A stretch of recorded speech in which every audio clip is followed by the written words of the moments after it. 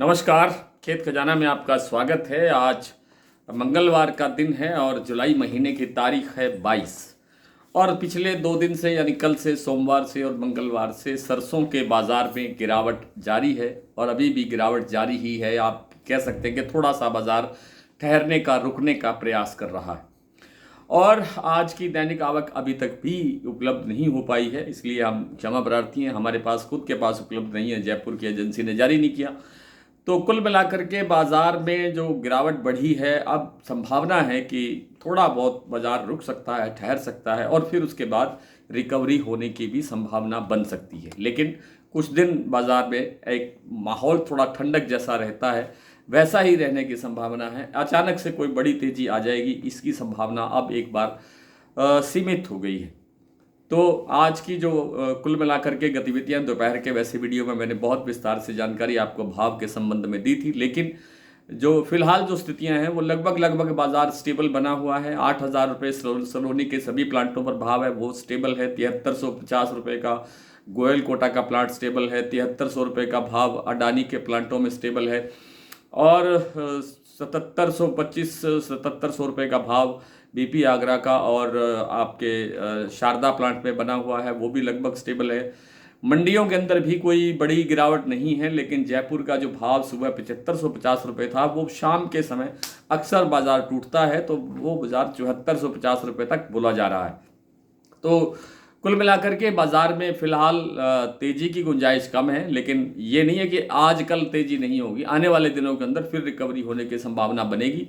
ऐसी कोई गुंजाइश नहीं है कि सरसों कोई अपार बाहर से आ जाएगी, कहीं और से तो आने से रही सरसों, और सरसों की आपूर्ति पहले से ही बहुत टाइट है। पूरा खाने का तेल का सीजन जो है वो आगे है और सरसों की जो नई फसल है फरवरी एंड से पहले 2026 फरवरी एंड से पहले आने की कोई संभावना नहीं है, क्योंकि अभी तक तो बिजाई के लिए भी 2.5-3 महीने का समय पड़ा है।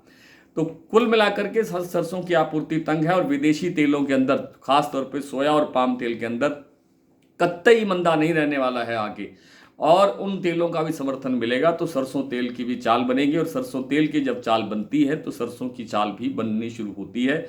ये आप सब देखते और जानते हैं। आप सब मेरे से बहुत ज़्यादा जानकार हैं इन चीज़ों के, स्थितियों के, सरसों के बारे में, सरसों तेल के बारे में, खाने के तेलों के बाज़ार के बारे में।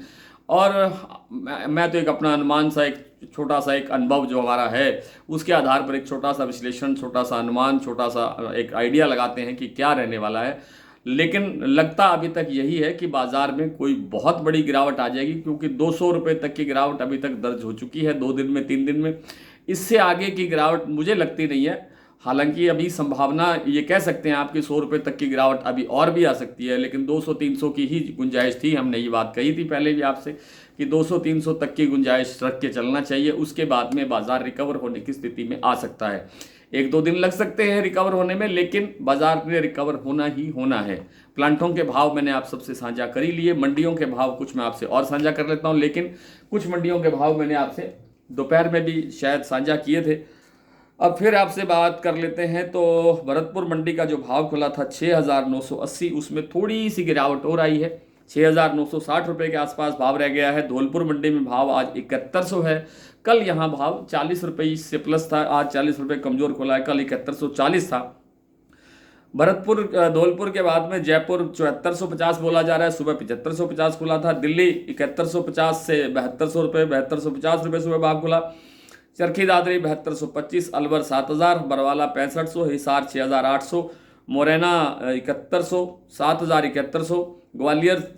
ग्वालियर में आज शायद अवकाश है, छुट्टी है, कोई कारण से भाव नहीं मिला। खैरथल 6950, टोंक मंडी 6980, निवई 7000, सिवानी मंडी 6450, नडबई 6980, खेरली 7030, गंगानगर 6990, हिंडौन मंडी 6988, आदमपुर 7136, सिरसा मंडी 6700 रुपये, गंगापुर सिटी 7025 और सुमेरपुर मंडी में आज भाव रहा 7410 रुपये। तो आज इतना ही, कल आपसे फिर मुलाकात होती है, तब तक के लिए नमस्कार।